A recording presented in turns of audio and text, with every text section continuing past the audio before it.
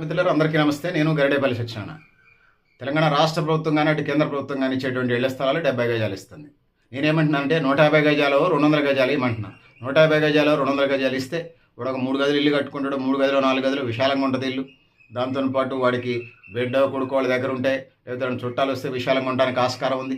దాంతో పాటు 4 కోళ్ళు పెంచుకోవాలన్నా, 4 మేకలు పెంచుకోవాలన్నా, 4 గొర్రెలు పెంచుకోవాలన్నా, ఒక జెర్సీ ఒక పాడి గేదె పెట్టుకోవాలన్నా ఉపయోగం ఉంటుంది. కాబట్టి ప్రభుత్వాలకి ఈ సందర్భంగా తెలంగాణ రాష్ట్ర ప్రభుత్వం, కేంద్ర ప్రభుత్వం అంటే ఇండియన్ గవర్నమెంట్ కూడా విజ్ఞప్తి చేస్తా ఉన్నాను.